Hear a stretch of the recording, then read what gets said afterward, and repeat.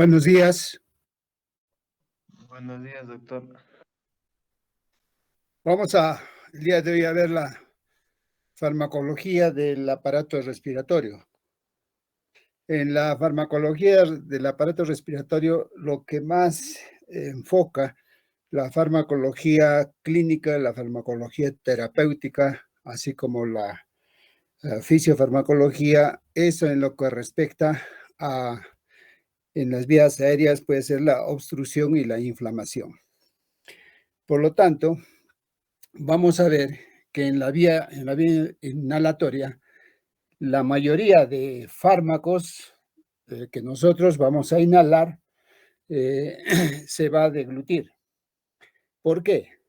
La mayoría llega a la faringe, laringe, y por lo tanto el paciente lo deglute.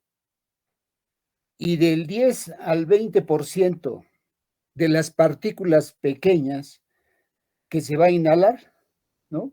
Que esas más o menos son de 2 a 5 micrómetros, que es lo ideal. Y por fin ellas van a hacer el efecto farmacológico. La vía inhalatoria es importante eh, por lo siguiente. Si nosotros tenemos efectos adversos porque el fármaco va a actuar de manera local, no va a pasar a la circulación sistémica.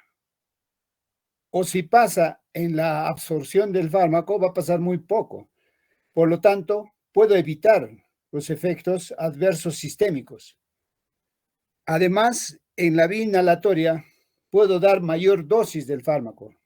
Entonces, será más fácil dar un fármaco, un corticoide, por ejemplo, que sea inhalado que un corticoide sistémico.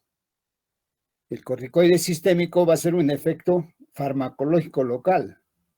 Entonces, va a ser mucho mejor, ¿no? Porque al ser local, va a ser su acción inmediata, ¿no? Y de ahí vienen las siguientes características que debemos conocer en la farmacología.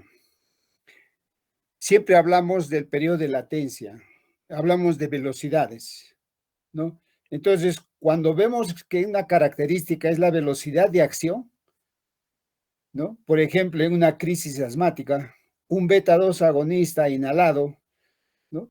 Que darle un fármaco por vía oral o incluso por vía intramuscular, ya que peores efectos adversos se presentan porque no se va a absorber mejor. En cambio, la vía inhalada va a ser mucho mejor, va a ser mucho más rápido, ¿no? Y el efecto adverso, ¿cuál será? Por ejemplo, como la mayoría de estas partículas se quedan acá en la faringe, entonces, si es un corticoide, obviamente va a desencadenar efectos adversos de los corticoides tópicos. ¿Y cuáles serán? La atrofia de los tejidos, fibrosis, ¿no? Como el caso del paciente que cursa una disfonía o con infecciones de las candidiasis. Entonces estamos hablando de una vía inhalatoria que tenemos que ver con la inflamación de la vía aérea. Puede ser por obstrucción al flujo de aire, ¿no? Que vemos la remodelación y la hiperreactividad bronquial, que es la sensibilización. En la fisiopatología de estas enfermedades respiratorias obstructivas, ¿no? Por ejemplo, las alergias, ¿no? En un periodo de tiempo, la fracción de eyección ventilatoria, el índice pico,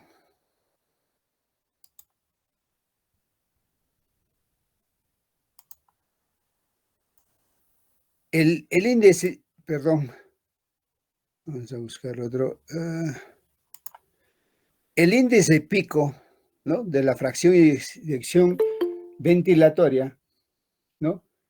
Y el flujo expiratorio forzado en el diagnóstico de una enfermedad obstructiva es clínico.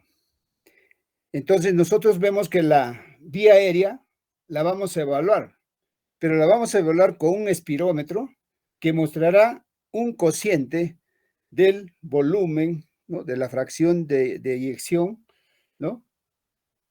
el volumen expiratorio forzado del primero y segundo. Tenemos también la capacidad vital forzada.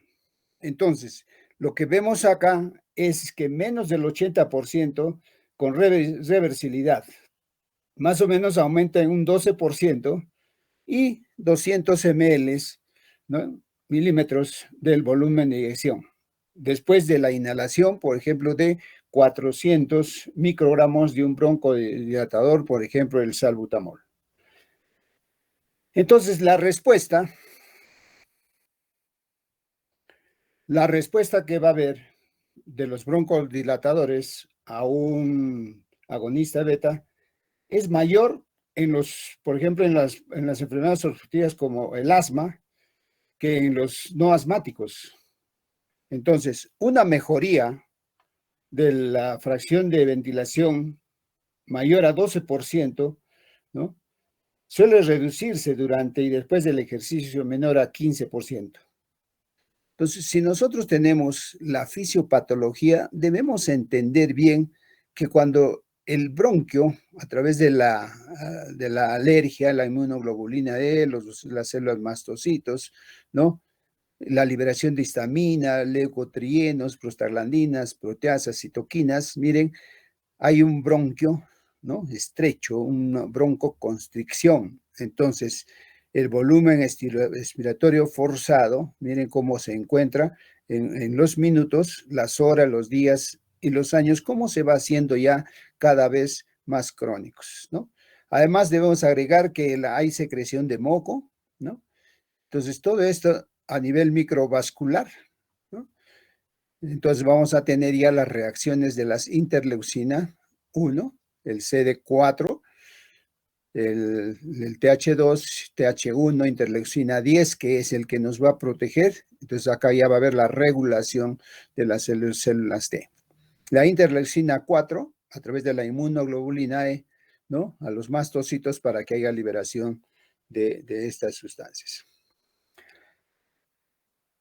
El receptor de alta afinidad para la inmunoglobulina E es el responsable de la activación de las células cebadas, los basófilos, que intervienen en la respuesta alérgica.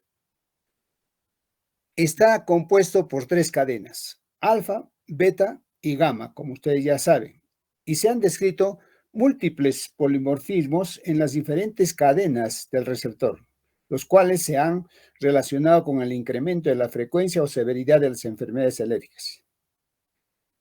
El objetivo de esta revisión, ¿no? Nosotros damos a conocer, ¿no? los polimorfismos más frecuentes en el receptor beta, ¿no? Entonces, estos polimorfismos que se han reportado con mayor frecuencia en relación a las enfermedades alérgicas y obstrucción y los efectos clínicos, como alteraciones de esta inmunoglobulina E, son para la cadena beta del receptor. Entonces, se han identificado nuevas señales, ¿no? Cuando el receptor es activado, ha incrementado el número de posibles blancos. Entonces, si yo tengo la activación de estas células TH2 y cambio a la inmunoglobulina de las células beta, ¿no? Vamos a ver, miren el antígeno, las células TH2, la producción de inmunoglobulina en las células B secretoras, ¿no? Asimismo, la unión de la inmunoglobulina E, ¿no? A este factor, ¿no? En las células cebadas, y la exposición repetida ya del alergeno, va a haber una activación de las células cebadas, liberación de estos mediadores. ¿Cuáles son estos mediadores? Las citoquinas, una reacción de fase tardía de 2 a 8 horas después de la exposición repetida al alergeno que se está dando en esta acción.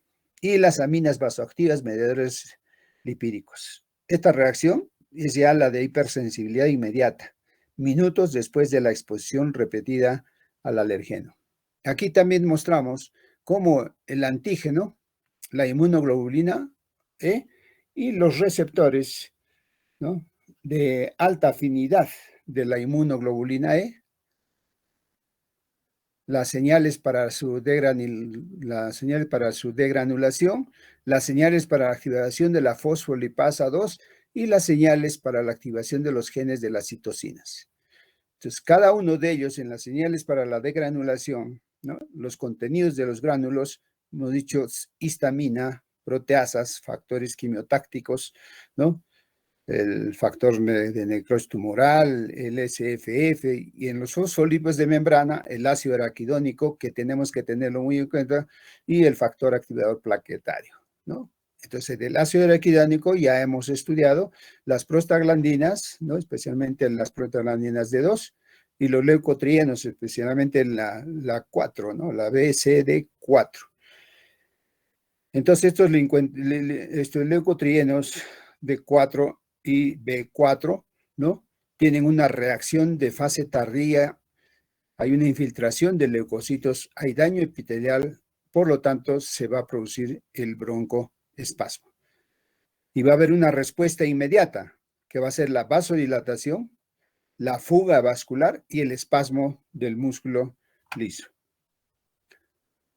Si no vemos el control neural de las vías aéreas, ¿no? ¿Qué sucede? Nosotros tenemos un bronquio con una enfermedad obstructiva. Puede ser el asma, puede ser el EPOG. Hay una respuesta de hiperreactividad bronquial. Hay una respuesta anormal a las lesiones o alergias. Entonces tenemos secreciones por las células caliciformes, las células epiteliales. Entonces tenemos mucho moco y nos va a llevar esto a la broncoconstricción, ¿no? Acá en esta parte, ¿no? Los receptores muscarínicos, receptores beta 2, ¿no? Relajación, y los muscarínicos, broncoconstricción. Entonces, esta musculatura está muy contraída. Por lo general, todos tenemos esta reactividad bronquial de hipersecreción, hipercontracción, hiperplasia, que tenemos en todas estas enfermedades. Entonces, ¿qué es lo que sucede acá? Tenemos un control del sistema nervioso simpático y el control del sistema nervioso parasimpático de la musculatura. Por ejemplo, el sistema nervioso simpático termina liberando adrenalina y noradrenalina. Ya ustedes lo saben. El sistema nervioso parasimpático, que van en el nervio vago, por ejemplo, llega a la terminación liberando acetilcolina en esta parte, ¿no? ¿Cuáles son las diferencias y la importancia de conocer estos sistemas adrenérgicos y colinérgicos?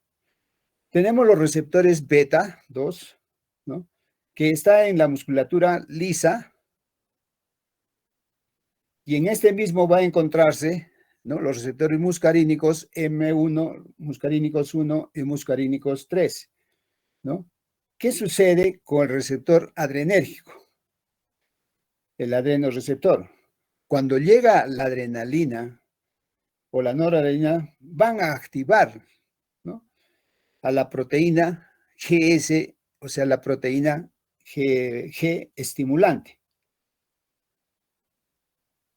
Y entonces, esta termina activando, ¿no? A la adenilciclasa, a la AC. Esta hace un proceso intermitente porque termina activando al AMP cíclico en la musculatura lisa, porque el AMP cíclico lo que va a hacer es que produzca mucha proteína quinasa, y esta hace la siguiente fosforilación, que ya hemos visto también. La miosina, ¿no? Cuando hemos hecho la clase de receptores beta, ¿no? Se relaja, y la fibra, porque se separa de la actina. Además, ¿qué hace el calcio? El calcio sale de la célula o se mete en los diferentes órganos que prácticamente reservan el calcio, o también se disocia de la calciocalmoludina. Por lo tanto, si no hay calcio, ¿no? ¿Qué es lo que va a suceder? Pero si hay, ¿no? La contracción, ¿no? Entonces, cuando vemos nosotros la contracción y cuando no hay calcio, hay relajación, Por eso es que el receptor beta 2 es muy importante para que haga relajación de la musculatura bronquial. Y si nosotros damos un agonista, ¿no? Beta 2, voy a hacer que este paciente respire mejor. Por eso que en los pacientes con obstrucción de las vías respiratorias, por ejemplo, en los asmáticos, la adrenalina es útil. Pero nosotros utilizamos estos fármacos que son más fáciles de usar y están destinados simplemente a estimular los receptores beta 2. Obviamente puede estimular también al receptor beta 1, pero el estímulo, ¿no?, de la tos es más importante. Entonces, ¿qué efecto voy a tener si llevo calcio fuera? Voy a tener relajación. Además, se ha demostrado que el salbutamol, por ejemplo, facilita el aclaramiento, ¿no?, ciliar, o sea, disminuye el espesor, facilita el movimiento ciliar, por lo tanto, no hay tapones mucosos, o sea, disminuye los tapones mucosos, ¿no? Como vamos a ver en los mucolíticos, disminuye la secreción por el mismo mecanismo, ¿no?, de la fosfoquinasa de las células caliciformes. O sea que también modula la inflamación. Entonces tenemos en los receptores alfa y beta, todos van a ir prácticamente a la quinasa a través del AMP cíclico. En los receptores muscarínicos, ¿no?, la acetilcolina, el receptor de la acetilcolina, el GMP cíclico y también las quinasas. Entonces, si yo tengo por una parte los receptores beta 2 en las quinasas, ¿no?, hay relajación bronquial y el tono puede ser normal, ¿no? Igual en los receptores muscarínicos, en las quinasas, voy a tener un tono normal de las fibras musculares lisas y una contracción, ¿no?, de la musculatura bronquial.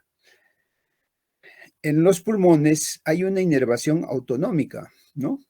Ustedes saben que del sistema límbico, la corteza, la insulina, ¿no?, la ínsula, ¿no?, a través del hipotálamo, los centros respiratorios en el tallo, ¿no?, el núcleo de tracto solitario, el ganglio vagal inferior, ¿no?, que es a través del nervio vago, ¿no?, y en el simpático, la médula espinal de T2 a T6, que vamos a ver cómo termina esta acción simpática y la acción parasimpática postganglionar. Entonces, ¿cuáles van a ser los efectores? En las células de las mucosas, en las células músculo liso y en las células epiteliales. También tenemos que hacer algún hincapié en este tema. Cuando habíamos visto los receptores muscarínicos, especialmente eran en los receptores muscarínicos tipo 1 y tipo 3, ¿no? ¿Qué hacen en estos receptores? Van a activar a la fosfolipasa C, y la fosfolipasa C termina activando, ¿no?, a la GTP, al diacilglicerol y al inositol trifosfato. ¿Y qué es lo que hacen?, ¿no? Activan la fosfocinasa y el IP3 activa el calcio. ¿Qué hemos dicho? Si hay más calcio, ¿no?, hay mayor contracción de la fibra muscular y la fosfoquinasa C va a aumentar la secreción, ¿no?, dependiente de los receptores M3. Cuando hay calcio, hay contracción, hay secreción. Obviamente, ¿qué estamos diciendo acá? Si hay activación colinérgica, va a haber broncoconstricción. Es importante saberlo porque los pacientes con enfermedad pulmonar obstructiva, por ejemplo, en el EPOG, predomina la respuesta colinérica. Entonces, dar el tratamiento a pacientes con EPOG, por ejemplo, el hipatropio, el tiotropio, ¿no?, que bloquean los receptores muscarínicos tipo 1 y muscarínicos tipo 3, van a anular esta función. Por lo tanto, si yo anulo la broncoconstricción y la secreción, voy a producir una relajación y disminución de las secreciones. Por lo tanto, el paciente broncodilata y mejora su estado clínico. Entonces, viendo ya este resumen, ¿no?, de todo lo que es biomolecular, vamos a tratar ya de definir ya los fármacos broncodilatadores. ¿Qué es un fármaco bronco? ¿Qué son los broncodilatadores? Entonces, si nosotros tenemos el estrechamiento de los bronquios, ¿no? Lo que se conoce como broncoconstricción, es una de las características fundamentales de las enfermedades obstructivas. Uno de los factores que produce estrechamiento de los bronquios, ¿no? Es la contracción del músculo de paredes bronquiales. El grupo de medicamentos que consiguen que el músculo contraído se relaje, ¿no? A eso le llamamos broncodilatadores, que por su efecto constituyen el pilar básico de la terapéutica de estas enfermedades obstructivas. En el momento actual, este grupo de fármacos se utiliza tanto para el tratamiento agudo de los síntomas como para conseguir el control a largo plazo y evitar la aparición de sintomatologías bronquiales. O sea, las enfermedades obstructivas, ¿no? Agudas, las crisis asmáticas, descompensación de los pacientes con EPOC, ¿no? Si tiene broncoespasmo, ¿qué debemos hacer para romper el broncoespasmo? Tenemos las antinas, ¿no? Que estimulan la respiración, y en los crónicos, control del asma y control del EPOC. En las enfermedades que nosotros debemos entender, ¿no? Y tratar como las indicaciones que podemos dar en las enfermedades obstructivas, ¿no? En el asma, en el EPOC, estas son enfermedades que pueden presentarse de dos formas en los procesos agudos o de manera crónica, donde puedo controlar esta enfermedad. Por tanto, si nosotros tenemos fármacos para este episodio agudo, ¿no? Y para los episodios crónicos, ¿qué es lo que voy a hacer? Tengo que estudiar el mecanismo de acción de los broncodilatadores. Recordar que una cosa es la broncoconstricción, ¿no? Por irritación, por alergia, y otras son las enfermedades inflamatorias. Por esta razón, hablamos de antiinflamatorios. Es una enfermedad obstructiva, hay broncoconstricción. Entonces, el siguiente mecanismo de acción será broncodilatar para que mejore la clínica del paciente. Entonces, si nosotros vemos la clasificación, ¿no? En el grupo de los beta-adrenérgicos, beta-2 adrenérgicos, aquellos de acción corta, ¿no? Short action, acción corta, ¿no? Antagonistas beta-adrenérgicos, acción corta, ¿no? Tenemos el salbutamol, ¿no? Tenemos la terbitalina, el tenoterol, y los de acción larga, ¿no? Action long, ¿no? El salmeterol y el formoterol. Estos otros grupos, ¿no? Que tenemos nosotros son los anticolinérgicos, el hipatropio, el tiotropio y el oxitropio. Los que están así de verde son los que más se utilizan. Y las antinas, ¿no? La teofilina, la amnolifina, la ortrifilina, ¿no? Dentro de los antiinflamatorios que vamos a estudiar más adelante, los glucocorticoides, la fluticasona, blecometasona, bumesonida, triamcinolona, pero principalmente estos tres que son de más uso. También tenemos, y vamos a estudiar los estabilizadores de la mastocitos o cromonas. Vamos a estudiar en estos antiinflamatorios los antileucotrienos, monteluscat, sarfiluscat y seleuctón. Y también estos inhibidores mediadores del anticuerpo monoclonal, ¿no? De la inmunoglobulina B, el omalizumab y el mepolizumab. Entonces, si nosotros vemos en ese cuadro, en la parte pulmonar, ¿no? Nuevamente repetimos la estimulación simpática, ¿no? Y la estimulación somática en los pulmones. Todo lo que ven de rojo es simpático y todo lo que ven azul es somático, parasimpático, receptores M3, prostaglandinas Q, fosfolipasa C, calcio, broncoconstricción, ¿no?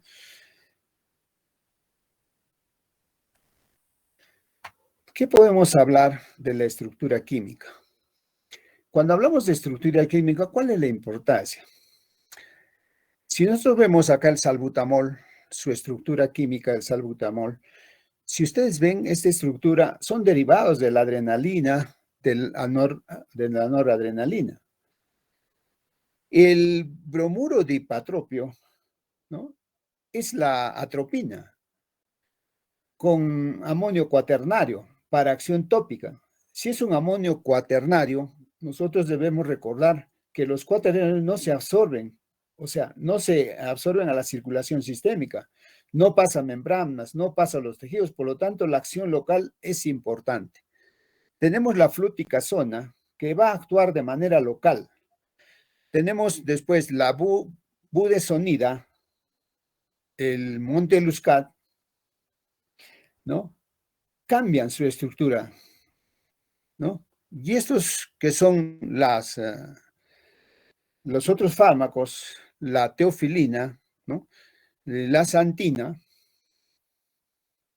Aquí tenemos el romuflumilax. El romuflumilax, que vamos a ver más adelante, los anticuerpos monoclonales. Tenemos omalizumab, ¿no?, monoclonal antipolicuerpo. Entonces, este monoclonal está en los antiinmunoglobulinas C, ¿no? Y realmente esta acción de acá es una proteína.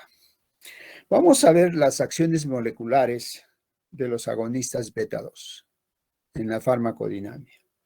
Para inducir la relajación de las células del músculo liso de las vías respiratorias, la activación de los receptores beta-2, ¿no?, causa la activación de la adenilciclasa, que hemos dicho, ¿no?, a través de una proteína G, ¿no? Esta proteína G estimulante, ocasionando incrementos del AMP ciclo intracelular y activando también la fosfocinasa A.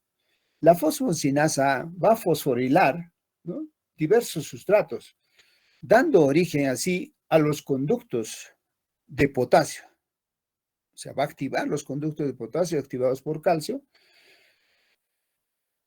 ¿no?, con lo que se facilita la hiperpolarización, disminuye la hidrólisis de la fosfoinositida, o sea, el fosfoinositol, e incrementa el intercambio, ¿no?, de sodio-calcio. Aumenta la actividad del calcio ATPasa y disminuye la activación de las sinasas, ¿no?, de cadena ligera de miosina. Los receptores también pueden acoplarse, ¿no? Si tenemos nosotros entendido a las quinasas del calcio a través de la proteína G estimulante, ¿no?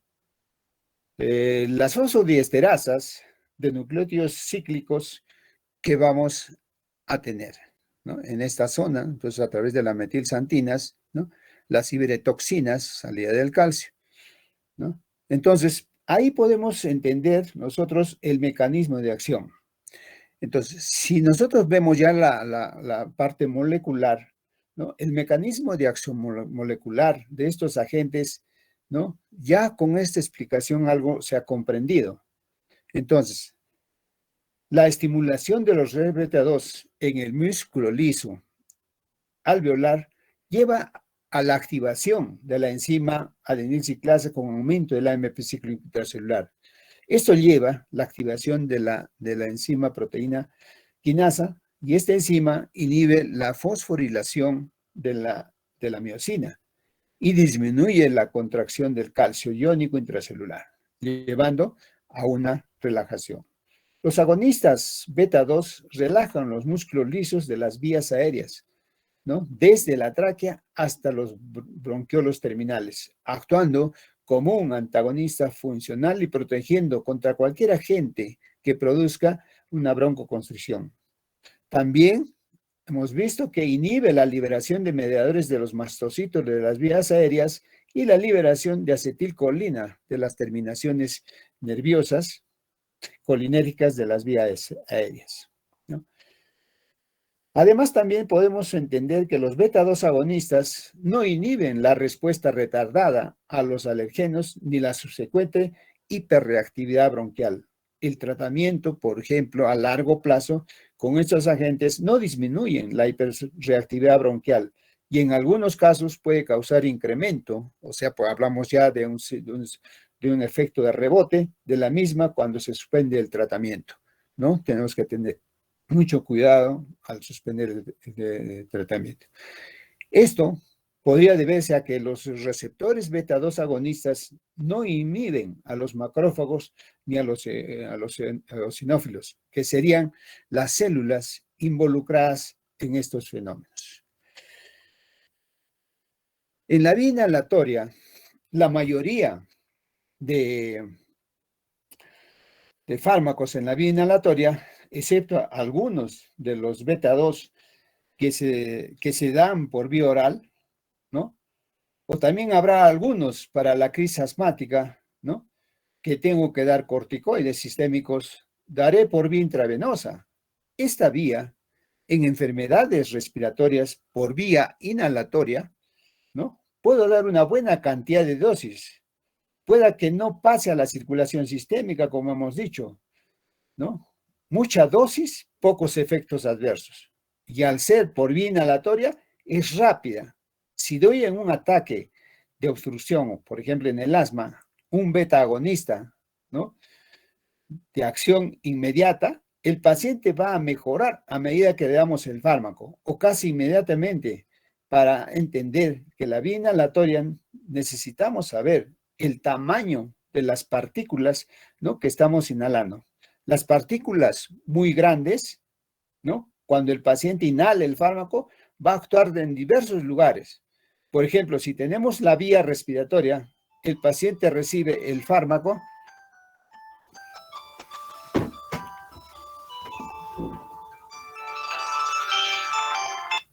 Aló, aló.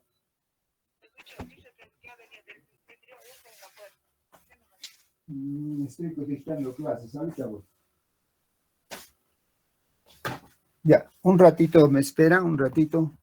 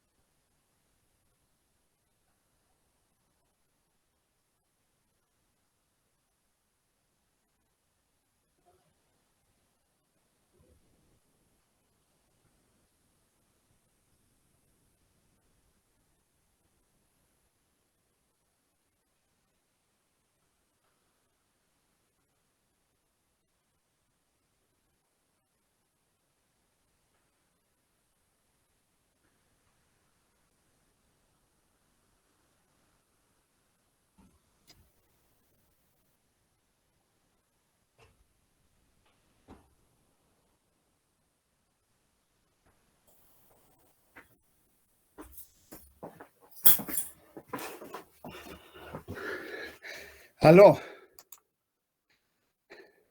Cierto. usted me ha presentado un problema ahorita. Más tardecito podemos continuar.